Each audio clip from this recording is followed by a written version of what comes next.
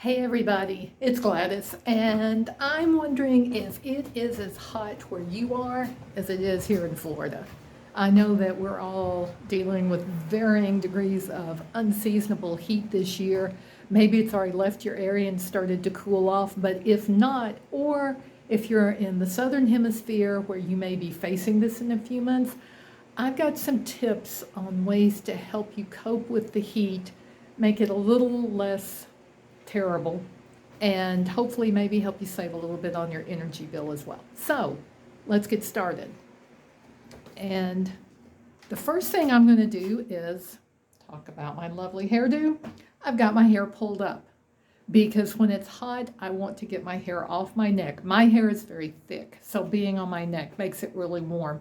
So if this is something you deal with as well, you may want to try wearing your hair up more, especially if you're going to be outside in the heat, or if you're trying to keep your house just a degree or two warmer to help with some savings there. So speaking of that, let's venture over to the thermostat. All right, so I've got my thermostat set at 80 degrees. That's what we keep it at in the house in the summer. You've got to find the temperature that's going to be most comfortable for you. But my suggestion is consider moving it up a degree or two. And really what I'm going to say is maybe start out, if you've got your house at 75 degrees, try 76 and see how it feels. If you're completely miserable, fine, drop it back down to 75. But if 76 is comfortable and you're like, that's not so bad, maybe try 77 and just keep going until you find the place where it's like, I can't do this anymore. And that's okay. Anything is better than nothing. And then here's another idea. Run some fans. The fans are not going to make the temperature any cooler. However, it can make it feel a little bit cooler, especially if the fans are blowing on you. And also, yes, ceiling fans. We don't have this one going because we don't use this room very often, but the one in the kitchen, we run it all of the time and on a fairly low speed, but it just provides a bit of a breeze and also gets some air circulating. And this kind of helps circulate through a lot of the house. Again, it might be something to make you feel just a little bit better. We have a couple of these large picture windows, and that behind there is single pane glass. They are original to the house, so they're about 80 years old. So one, it's a miracle they're still here after hurricanes. Thank goodness for that. But also it doesn't do much to block heat. This window faces east. So in the morning, especially in the summer, the sun rises right in this area. And it's got sun coming in the whole time. So what we do when we get up in the morning are close them. This is a little pass-through entryway. It's not a room we use a lot, so it's not a room we're trying to get a lot of light in. So that works really well. If the room with the really big window is one you use a lot and you really like having the natural light, which I completely understand, I suggest then that you go ahead and close the blinds during the time of day when the sun is shining in, and then open it after it's no longer shining on it.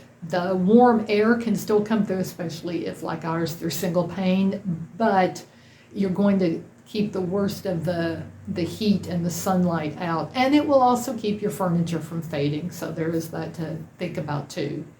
And then as soon as the sun gets off of that room, go ahead and open them up and enjoy the natural light. And a quick tip, this works in the winter as well. So we close our blinds at night to keep the cold air out and then open them in the morning to let the sunlight come in, especially on the east side. On days when it's really cold and really cloudy, sometimes we'll go ahead and keep the blinds closed all day. In this room anyway, not in the living room where we sit a lot, but here we go ahead and keep it closed to try to help insulate and keep it out. All right, so a lot of those tips are things that we do on a daily basis just to try to keep the house a little bit cooler and feeling better. But a couple of weeks ago, our air conditioner stopped cooling. And it turned out to be a fairly easy fix for the repair guy. One part needed to be replaced, but we went about 24 hours without any cooling from the air. So here's what we did, also thinking ahead that this might go on for several days. Fortunately, it didn't. But one thing we did was kept the fans running, we kept the door closed, and we kept the windows shut. So even in the evening, it cooled off a little bit and there was a bit of a breeze.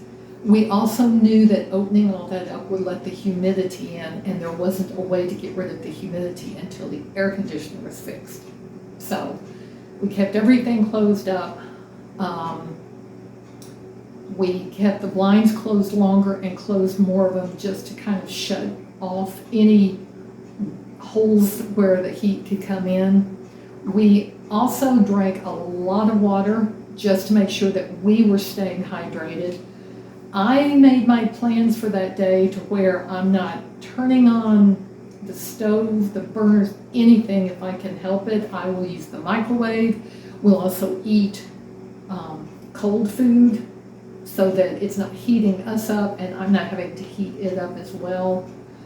And then one more thing I did was I take a little bandana like this and I wet it.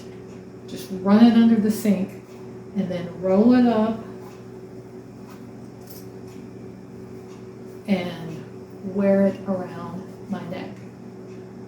And I'll leave it here until it feels like it's not cool anymore against my skin. And then I wet it again, wring it out real good, roll it up, and put it back around my neck, just to keep something a little bit cooler around my neck, which seems to cool all of me off. You can also try taking a wet cloth. You could use this. Instead of rolling it up, fold it up, and put it under the brim of a hat, and wear a hat on your head and keep it on your head. You could also wet your head. You could wet your feet and hands. Any of those things, they seem silly, but if you're really hot and if you don't have a way to cool off, if the air conditioning isn't working, you don't have air conditioning, these are all things that can help you with that. Another plan is if you are without air conditioning, it's extremely hot, spend the hottest part of the day in a place that has it. Your public library is going to be a good place to go. If you've been wanting to go see a movie, go in the middle of the afternoon. Not only the ticket price is cheaper, but you're also going to have a really cool place to sit and for a few hours and get out of the heat. All right, well, those are some tips I have that will hopefully help you take care of yourself during some of this extreme heat we've been having this year. Every summer it gets hot. Every summer it gets humid. We're in Florida, but it seems like this year, even June was milder, but once the heat set in, it really set in. And I also realized there are parts of the United States that are dealing with much, much more crippling heat. And parts of Europe this summer have also dealt with heat, and a lot of places in Europe are not air conditioned. So they've been having a particular challenge, but these are tips that you can kind of use wherever you go. They're pretty basic. You may already know them, but it may be a good time to put them into practice and stay safe and try to beat the heat. Talk to you soon.